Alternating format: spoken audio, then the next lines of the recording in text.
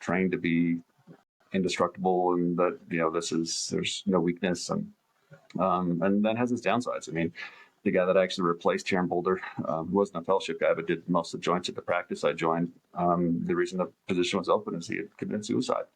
A guy I interviewed with 10 years ago last year committed suicide. And he was like the most happy-go-lucky guy you could imagine. And there's been other people in the community. And the idea for sort of how many surgeons or how many physicians in general, take that route just because they feel like they can't ask for help.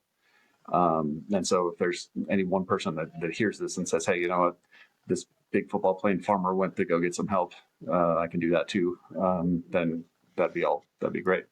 Yeah, I think it's one of those things, it's almost taboo.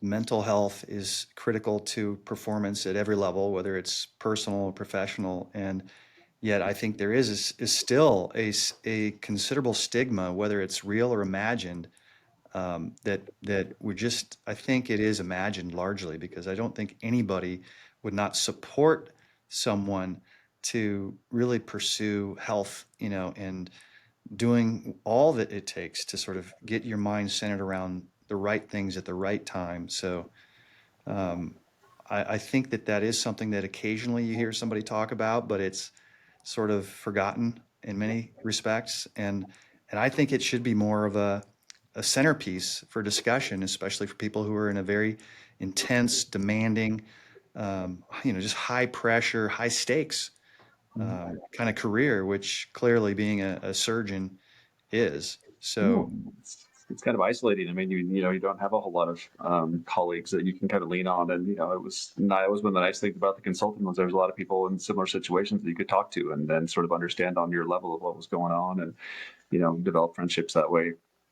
Outside of things where there's not the fear of competition in your area and trying to kind of lean on that and sort of always having that in the background. So yeah, I think that's you're just expected to be perfect and to take care of others, and we sometimes forget to take care of ourselves in that aspect. yeah.